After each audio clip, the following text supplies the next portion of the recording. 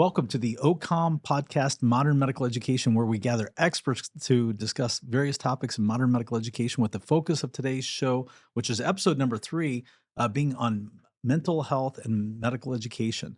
I'm your host, Dr. Robert Hasty. I'm the Dean and the Chief Academic Officer of OCOM, the Orlando College of Osteopathic Medicine, and I have two amazing guest hosts with me today. The first is Dr. Devi Forrester.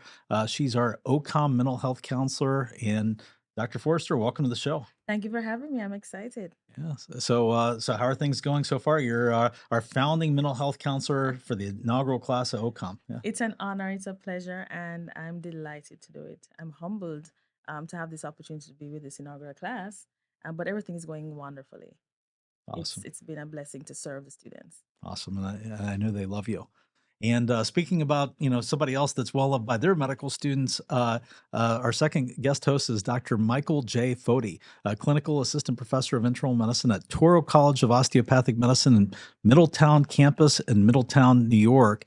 And also, I guess, the current winner for the state of New York for the American Osteopathic Foundation Young or Emerging Leaders Award or something like that, right, Dr. Foti? Yeah. Yes, thank you. Thank you, Dr. Hasty. It was an honor to win that. And so happy to be here. Thank you for having me. This is wonderful. Great. And of course, I've heard so many great things about you. The students at Toro and, students across the country, medical students have sung the praises of Dr. Foti. So I said, we got to have him on the podcast with Dr. Forrester and I. So anyway, so welcome to you both. And I guess technically we're recording this during Mental Health Awareness Month, right? Yes. Yeah. So important topic. So anyway, I'll start off with just a couple of questions to get us going here.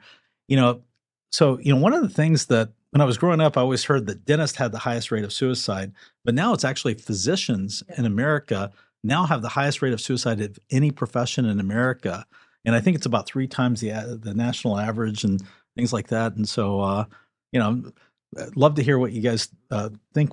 Why is this? Why do we have so many physician suicides now? I'll go first, or Dr. Fodi, would you like to go ahead? No, please take it away, Dr. Forrester. Well, I'm no physician, and I did not go through med school, but what we know is that med school itself is very hard. The demand for, rigorous work, academic performance, there's a tendency, for there to be an expectation for perfectionism. And you go through what can be experienced as a traumatic time, just med school itself. And then here you are, now you're doing what you want to do. And it's hard again. And so it's not just med school that's hard. The demands of the job, puts a toll on doctors, the hours. You're going through years of studies, having not rested well, and then you start the job and you're still not resting well. And depending on your areas, specialty, if it's ER, and then there's vicarious trauma. You're seeing a lot of hard things that the average person can't really navigate well. And then you consider the fact that mental health services probably, weren't provided to med students years ago.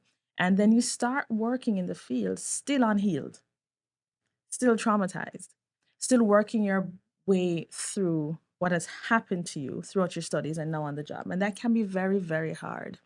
And it's not lost on me that if you put hurt people in a position to help hurt people, you have a recipe for disaster, because there is caregiver fatigue and there is burnout, and that happens.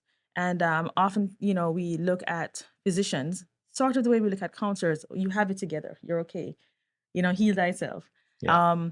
And that doesn't always happen. So we make some assumptions around, practitioners in medicine and the mental health field too.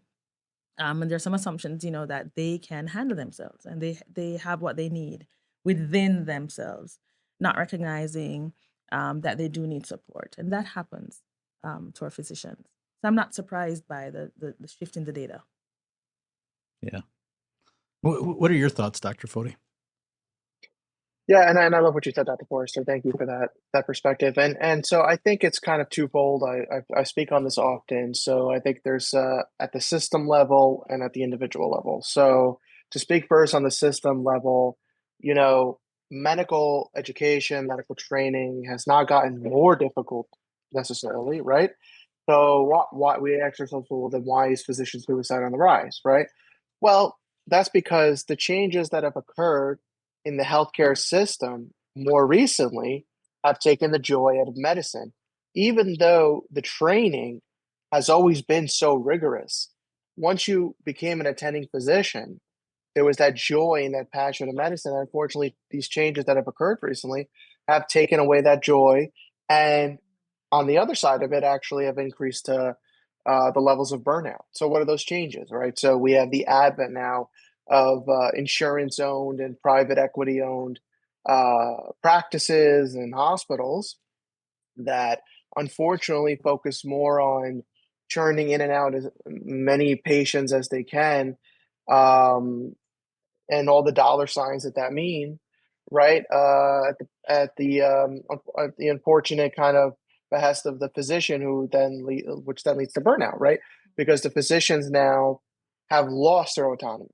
They have lost their ability to control how many patients they see in a day, and because of that, they're burning out at high levels. So that's one part of this, unfortunately. The other part is at the individual level. That has always been the case. It's just we're speaking up on this now, and that is the stigma of mental health in medicine, right? And stigma of mental health in general, right? But specifically, all those in the health workforce who are dealing with mental illness, unfortunately, feel afraid to speak up. So they suffer in silence and they don't get the help that they need. And unfortunately, when you don't get the help that you need, that tragically can lead to physician suicide, medical student suicide, and resident physician suicide. And so it's unfortunate. We are shedding more light on this now and trying to empower everyone who's dealing with mental illness to feel safe and get the help that they need. But that I see as the overview of the challenges we face that have led to increased levels of physician suicide. Yeah. Well, hey, I'll tell you, I see it all the time. I talk to physicians, literally every single day, physicians out in the community. And a lot of times, as a medical school dean, especially as a new at a new medical school, folks are always looking for opportunities. And we do have opportunities for new physicians. And, a lot of times, they're looking to, run away from, their clinical practice and they'll a lot of times they'll start off the conversation, even mentioning the triad of burnout, or at least kind of describing their symptoms of burnout. And I'll tell you, this was probably about 7 years ago. A dear friend of mine, I was starting Idaho's first medical school, ICOM. A guy by the name of Jacob Neufeld, calls me up one day, and heck, we were pretty close. I mean, we had been to probably 50 dinners together, and he was a close advisor and a friend. And he calls me up one day, and he mentioned to me he was burnt out. And of course, and I responded to it. You know, hate to say this, but I've had this conversation with so many people. You know, you you kind of go through the paces almost a little bit. Of course, I was empathetic and everything like that, but sure enough, a week later he killed himself, and so I take it much more seriously than I ever did before when Yeah. someone mentions that they're burnout and everything like that. And of course, there was more than and not saying burnout's just burnout, but obviously there was a lot of stuff going on at that point, and it was just really, and of course every everyone that commits suicide leaves around a lot of victims, their friends, their family members, their loved ones, and things like that. But yeah, and of course the statistics are, I think, over 50% of all physicians in America have at least some degree of burnout, or at least some Yes. of one of the three question criteria, right? And they're struggling with depression and anxiety, which really they're just two sides of the same coin, you know. And it's sad to see that typically you find these practitioners struggling with this over time, way before they get to the point of burnout. I know, having spoken to some physicians, years ago, there's that stigma attached to, okay, if there's an awareness or knowledge that you're struggling with a mental health illness, it might impact you professionally. And so that contributed to some not seeking help because of the, fear of repercussion, right? What if they know that I'm struggling? They might think I'm not competent to practice. um, Thankfully, with a push for mental health awareness, that stigma is slowly shifting. And so There are avenues now, I'm sure, for physicians in the hospital setting, and private practice setting. Nevertheless, what we do at this level is put those things in place for our students. We're normalizing even at this stage of the game. So by the time they're out of med school, they've normalized seeking help, consulting when needed, when necessary. And then hopefully they'll take that into the workspace, and continue to seek help there, normalize getting help along the way. But it's easy to see. And we saw so much of it in COVID too. Those external factors that contribute to stress, those external factors that contribute to that sense of that. You talk about the loss of control, the lack of control. What that does is it leads to a sense of helplessness. When you have that sense of helplessness, that's where that depression kicks in. That's where that anxiety and depression is heightened. That's where, we start going on that slippery mental health slope. And so there are external systemic issues, as you said, Dr. Fodi, that impact the functioning of our physicians. Yes. Yeah. Yeah. Well, Yep. well said. Well said, Dr. Forrester. You know, and I'm glad that you mentioned a little bit about, normalization, trying to take the stigma away, and of course, like many medical schools, OCOM, we have a lot of things. Of course, we have Dr. Forrester, who is our on-site, we have a full-time on-site mental health counselor for 97 medical students. Now, of course, we're ramping up, so we'll have, more medical students in the future. We have a 24/7 access to mental health counseling. We have a telepsychiatrist, that's available to our students, if they have medication needs as well, psychiatric needs as well. Um, you know, and it, and I appreciate the reason why, we want to, support our students in a very important way, but it sure seems like we're modern, medical students now need it more than ever. Mhm. And there's just, I think there's an escalation of mental health, disease in America. It's almost like a crisis level right now with how many folks, need mental health support nowadays. And we're teaching students and we're admitting students, we're matriculating students who have had a very different kind of education experience.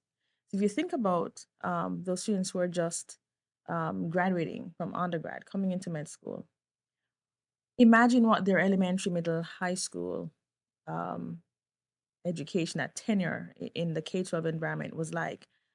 You know, you have what we call these drills when we have an active shooter. They're going through things in those formative years, in those pubescent years, where they're Yeah. dealing with all these things that older physicians probably didn't have to deal with Right.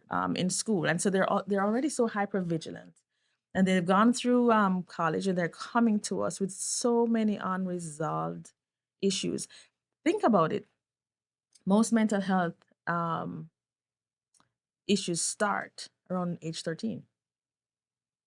So the average middle schooler walking around probably has something going on unaddressed and is structured to behavior, personality, something else, unchecked, unhelped. They go through high school, unchecked, unhelped. And when do we catch some of these students? When they do something serious enough that warrants some kind of punitive measure. Yep. Right. Or Right. they drop out, they underperform, right? Otherwise, brilliant students who make lovely physicians, they go through college. Some of them struggle to go through college, doing all sorts of things, self-medicating, taking the Adderall, the Ritalin to focus, doing all these things, and then they come to med school. What I've observed, students put so much into getting here. This was the goal, and then they get here. They've made it. Now what? And what I've discovered is many of them begin to unearth all sorts of unaddressed issues. So now that they've made it to med school, now that they've met this goal, this lifelong dream, they've made everybody else proud. They're relieved sometimes more than proud. And now everything else they've suppressed to make it here starts to come up. And then that becomes what they struggle with in med school. And that's what I'm observing. And so, as I support students who are working through things that have nothing to do with med school, just things they've suppressed this whole time just to make it here because this was the goal. I imagine too for physicians who put everything on hold to make it through med school to become a physician. Now they're practicing. Now what? and everything else begins to come up. Yeah. You know. I'll never forget. So, when I was, trying to get into medical school, I said, life will be better when I get in medical school. Then I get in medical school. Life will be better after I get through the boards, right? And then life will be better when I get in residency. Yes. And then you get in residency. Life will be better when I get to practice. And you know what? Never. Once I got out, I was like, well, heck, I really got to focus on being happy, right? Because I kept saying life will be better. Well, Yes. although, to be honest with you, life was better. And it does get better, right? It does. It does. And if you have the tools in your toolbox, and if you're fully equipped and prepared, life does get better in some ways. But it's teaching our students to make the best of what you have to work with. Yeah. Make it the best life it can be today, each day. Yeah. Happiness can't be a goal, right? So if you're always chasing happiness, you're never going to find it, right? So you have to find happiness in the present moment. And so I definitely resonate with that, Dr. Hasty. That was a great example. Yes. Definitely was there, just like you, when I'm thinking of that. And another thing you mentioned, when you were talking about our students and experiences even before, medical school, 30% of medical students across the country have anxiety or depression, Mhm. and about 10% have active suicidal ideation at any time. Mhm. Those are staggering numbers. So I agree with you, Dr. Hasty, when you mentioned that this is a crisis, right? Not just for medical students, but for many people in our country. But it is for our medical students. And then when you factor in that those first 2 years of medical school, as you know, are very isolating. You're not seeing the clinical part of what you thought, oh, I'm going to be a doctor. You're not seeing that really yet, right? But you're expected to put in so many hours of studying Yeah. without seeing that light at the end of the tunnel yet. Where all the light you see is the fluorescent lights in your study room. That's all you're seeing in terms Right. of lights, right? And it's tough. And a recent study showed that loneliness is an intense predictor of anxiety and depression. And medical school is isolating. It could Mhm. very much be so. And recently I was certified for it's called resilient mindsets in medicine, and one of the key factors for resiliency is purpose, Mhm. right? Well, it's hard to see that purpose when in those first 2 years, especially, you're not seeing patients, you're not having responsibility, you're just sitting there and studying a lot more, and you already just got out of college where you just studied a lot, and now you're studying even more. So it's an intense journey. It's a difficult, probably one of the most difficult parts of your medical journey. And that's why I think it's so important to not only destigmatize mental health and empower our students to get help and feel safe to do so, but also try to remove that sense of isolation, that sense of loneliness, and create really a community, a more family type environment at our medical schools. Yeah. That's actually pretty amazing, though, that statistic. 30% have anxiety and depression, Yes. with 10% suicidality. Yep. I mean, I always thought that, when, and I'll tell you, this is, when first social media first came out, 20 years ago or whatever, I said, well, this is going to be great because, they talked about, how isolation can, really trigger a lot of mental health, challenges and stuff like that. And I said, well, now we're going to have, all the social media and we're going to be connected and people are going to be happier, right? And it's actually not true. In fact, I think sometimes people look on Facebook or Instagram or whatever, and they see like that 1 second snapshot of their friend at the beach or living their best life and stuff like that, and then they almost get, well, I'm not there, and they do the comparison thing and stuff like that. But then but of course they don't see like the 1 second after the photo gets snapped and 1 like second they're fighting with their spouse or Yes. whatever's going on in the background. But yeah.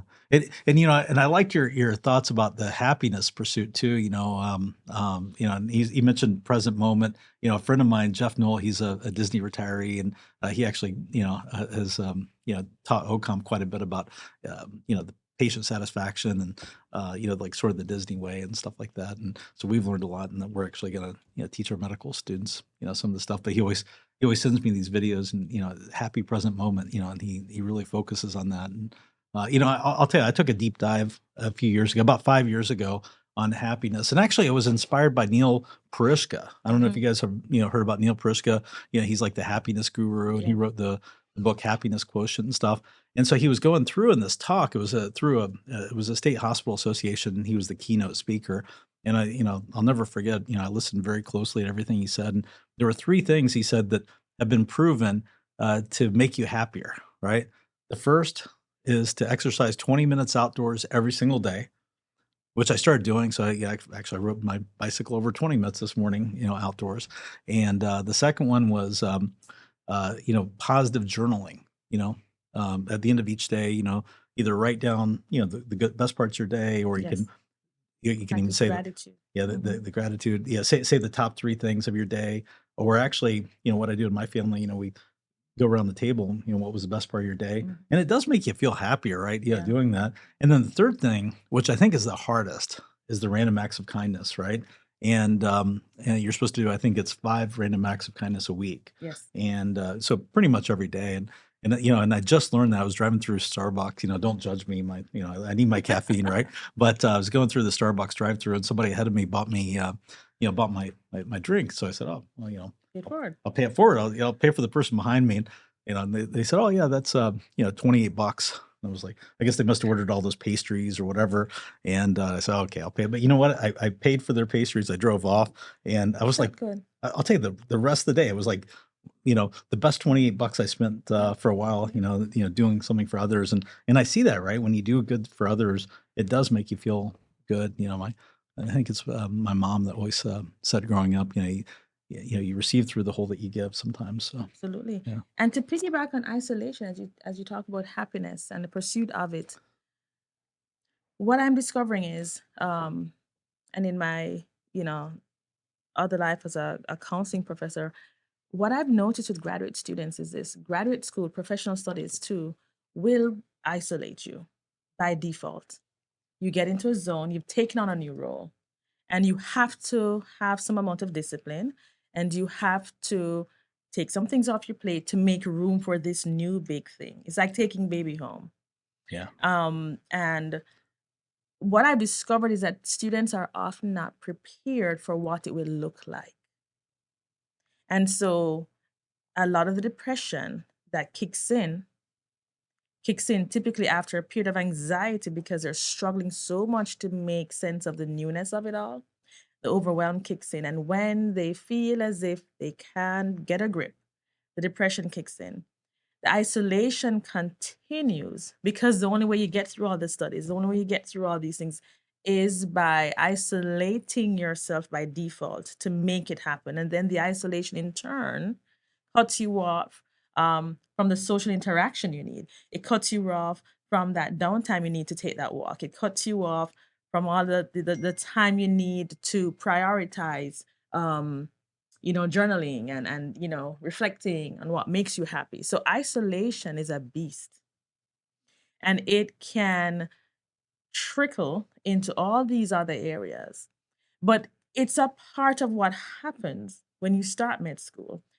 Perhaps what we can do is ensure, as I'm thinking about is prepare students for what this might look like. Then we say, this is what it can look like. What is it that you need to do to provide that scaffolding, undergird yourself as you make this transition until you get used to this new normal. And so we can paint with a broad, rose-colored brush, right? Say, oh, it's gonna be fine, just a little extra studying. No, it can be a little isolating. The isolation in and of itself is not a bad thing at first because you're making adjustments to meet the requirements of the rigor of med school, but to prepare them for what it looks like, not just by telling them what it would look like, but having them also have that plan of care in place, which is a part of what we do here. What's your self care plan? What's your wellness plan? How are you making sure that you're okay? But I think a lot of them are surprised by what they walk into. I love that, Dr. Forrester. Yeah, you made me think of so many things, but uh, I think that it's the loss of social interaction. I agree, is huge. It's huge because you mentioned Dr. Hasty, the social media, but the social media is keeping them from proper social interaction Mhm. that we probably had when we were kids because we didn't have social media back then and computers and all this stuff. But it made me think about a few things. But one, so a couple days ago, our SGA hosted a field day, so, and they invited me along. They said, "Dr. Foti, please come." I was like, "All right, I'll come." And so, it was at a park, and it was just all of us playing organized sports together, ultimate frisbee and You put the instead of an egg, we had a ping pong ball on a spoon. You got to go across Oh, back and forth and like capture the flag, basketball, all these things. And it was so wonderful because I overheard our students saying, "Wow, I forgot what it felt like to be outside, or I forgot what it felt like to do something active and be around so many people." And it was like 30, 40 students, and our first year students had just survived their what they call hell week because they had 4 exams in a row, and they were just outside and having fun. It was probably one of the best things they could have done for their mental health, and it just showed. I tell them all the time, break up your studies and go outside. Even if it's together, and go for a walk. And it's the best thing you can do. And I think that's part of just that self care plan, like you're talking about, Dr. Forrester, is just being together with others, not talking about school, and maybe even just being outside and getting some fresh air. Mm-hmm. yeah, It's important. Yeah. And we haven't even touched on the financial stress, right? We haven't even yeah, touched on the worrying and the anxiety that comes from thinking through, how do I pay for this? yeah, And even if it's being paid for, um, you're worried about how much you're investing. right, And so the pressure to do well is even greater yeah, because you want that return on investment. And so yeah. that compounds it too, right? But yes. And you're being For sure. transformed too. How you think. Your socioeconomic status transforms. Your, you know, Hmm. I'll tell you, Earning I swear, potential, yeah. I swear that the person that started medical school in my case was different than the person that graduated medical school, Absolutely. and I think that's true with so many And people. that's how it should be. Yeah, And that's that's how true. it should be. Yeah. Yeah. Yeah. And they have to be prepared for that change too. Yeah, and of course, we're at an osteopathic medical school. There's an old saying by from A.T. Stills to find wellness, right? Find health, and and of course, and I think about that a lot with our medical students. Peak performance, right? And there's a lot of things you can do for peak performance.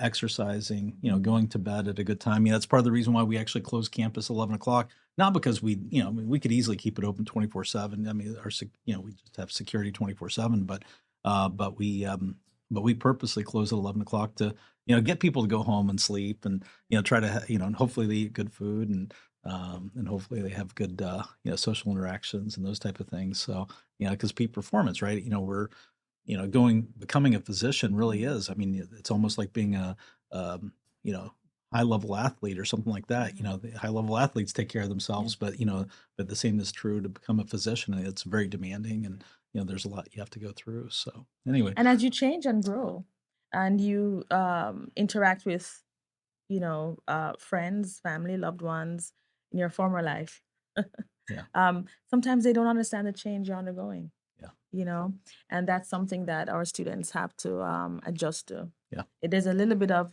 grief and loss in that, just, feeling so different once you've started the process, right, not having some interest you used to have, yeah, just not having time to do the things you used to do, and beginning to feel okay with it. And as you grow and change, you want others to be able to adapt and grow and change with you, but not everybody comes along for the ride. right, And that part too can be emotionally isolating. yeah, And so that's an adjustment too that has to be made. But you are supposed to grow and change. You're supposed to be somebody different on the other side of it. Change is good. yeah, absolutely. So I agree. I know that we are at the top of our show, or the bottom of the show, the top of our show, I guess. But Yes. anyway, any last things that you all want to talk about or discuss? Well, I think that the most important thing is hopefully, any students who are watching, I think really kind of the important message here is just feeling safe to speak up.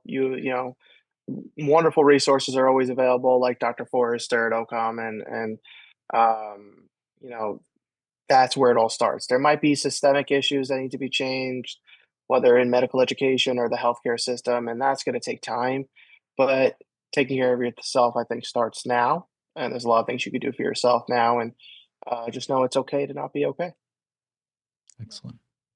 I would say two things. For med students, I would say set some boundaries. Have hard conversations, real conversations with yourself. Set some boundaries in place to protect your well being, to protect, your own need for self care. Seek help. Do not shy away from that. Do all the things you need to do for you and normalize that. But for practicing clinicians, I'd say advocacy is very important. It's critical that once you've gone through the woods, you're out of the woods, you're practicing, that you turn around and you reflect on what that experience was like for you, and you consider how might I lend my voice, my influence, um, to the improvement of the conditions for medical students coming through. There's a tendency for us to normalize trauma. I had to walk 100 miles for a Right. bucket of water to wash my face before 10 a.m. and milk the cows. Yeah. You can do it too. Uphill both ways. Right. In the snow, in Central In the Florida. snow, Yeah. in Central Florida, right. Right, and fight the bears. But the truth is, there's a tendency to say, if I had to do this, you can do this too. How about we change our conversation to we went through this? How can we make it better for or burgeoning clinicians? Why do they have to go through what we went through? We don't want that for our own children. Right. We want every generation to do better. Right. We want our children to have a better platform to build on. But I find in education, we tend to perpetuate the trauma. Right. And I think it's important and it's imperative that advocacy focuses on improving the experiences of medical students. It's a different world, different time, different struggles. They're going through things we didn't have to go through. And I think we owe it to them to advocate for their well-being by reimagining what med school can look like and feel like. You can still learn, you can still have that rigor, and you can still be challenged, and you can still be taken care of. Yeah. Absolutely. Well said. Well, thank you, Dr. Forrester and Dr. Foti. This was a great, great episode. Really appreciate both of you being on today, and thanks for joining us today on the OCOM podcast. And have a great day.